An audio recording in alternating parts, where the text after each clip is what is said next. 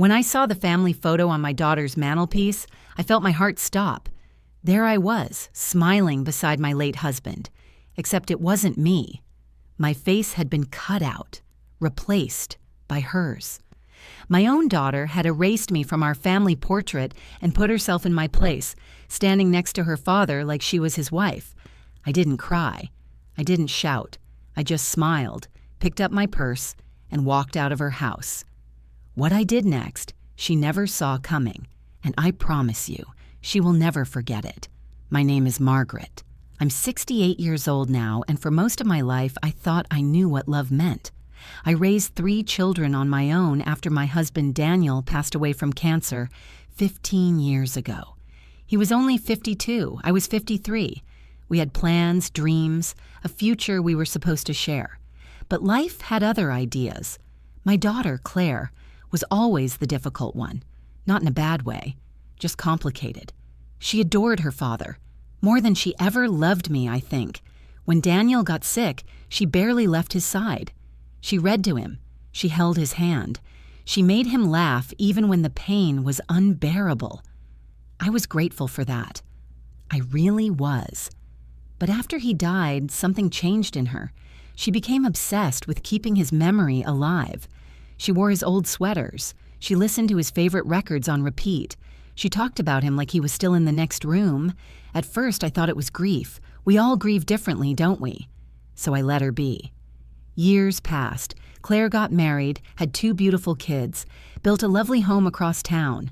I visited every weekend. I helped with the grandchildren. I baked their favorite cookies. I thought we were close. I thought we were fine. But I started noticing little things. The way Claire would talk about her father in front of her husband, comparing him.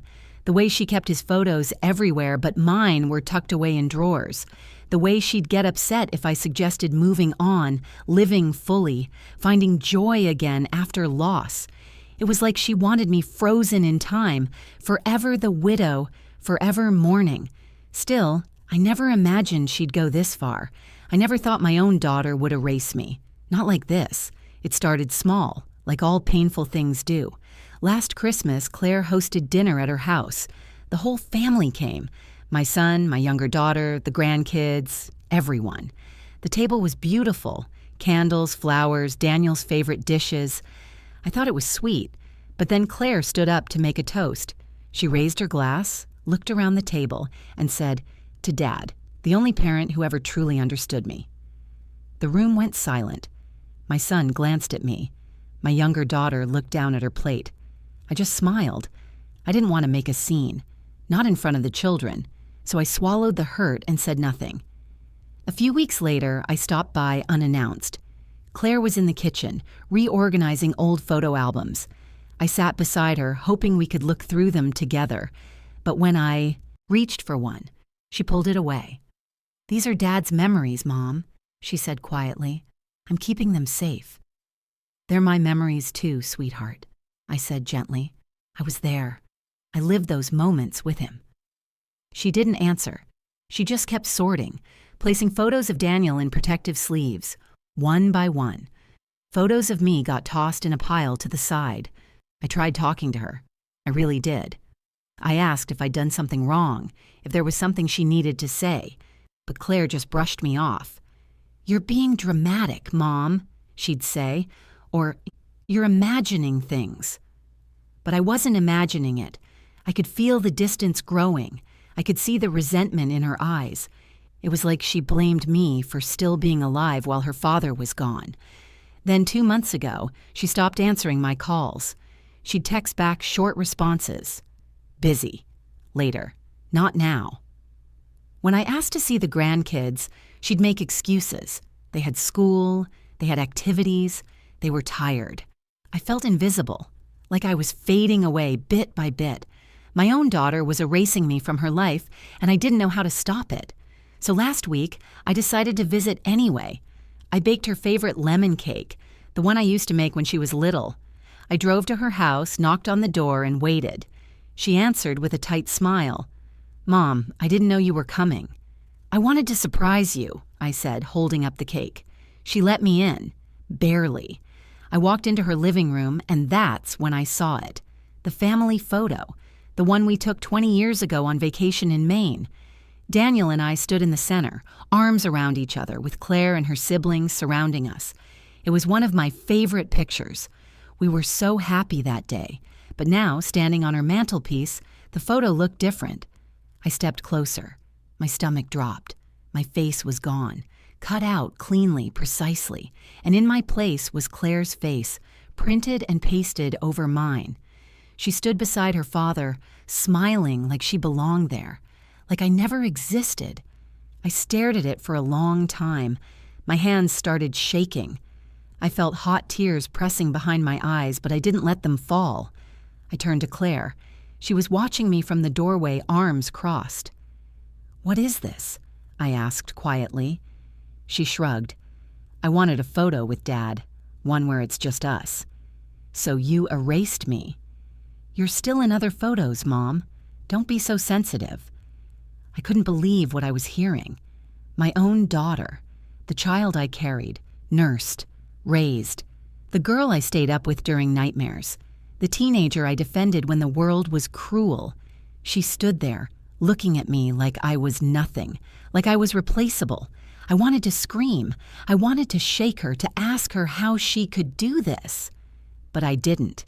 Instead, I set the lemon cake on the table, picked up my purse, and walked toward the door.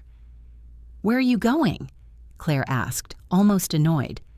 I turned back, looked her in the eyes, and said, "I'm giving you what you want, a life without me."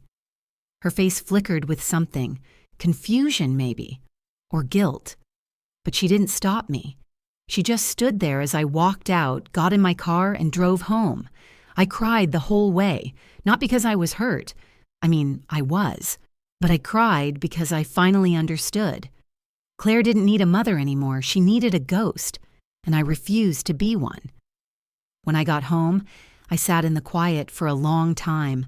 The house felt empty. It always did. But that night it felt different, lighter somehow. Like a weight I'd been carrying for 15 years had finally been lifted. I thought about Daniel. I thought about the life we had, the love we shared, and I realized something important. He wouldn't want this. He wouldn't want Claire clinging to the past, pushing away the people who love her, and he wouldn't want me disappearing just to make her comfortable. So I made a decision. I stopped calling. I stopped texting.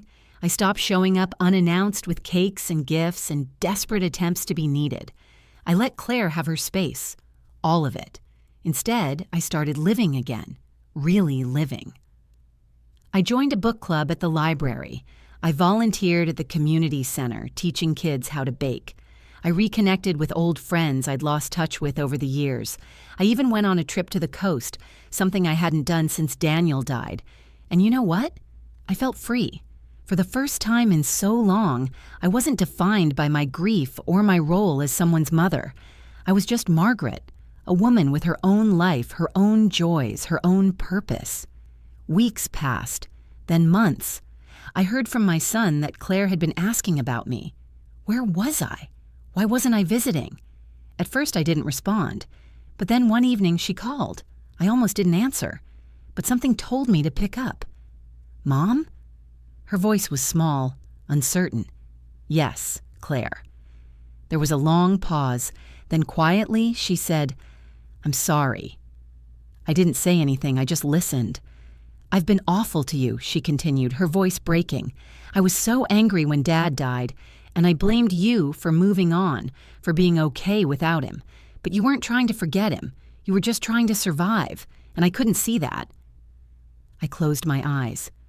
"Claire, I never stopped loving your father, but I couldn't stop living either." She was crying now. "I know, I see that now. I miss him so much, Mom." "I miss him too, sweetheart, every single day." We talked for over an hour that night, really talked.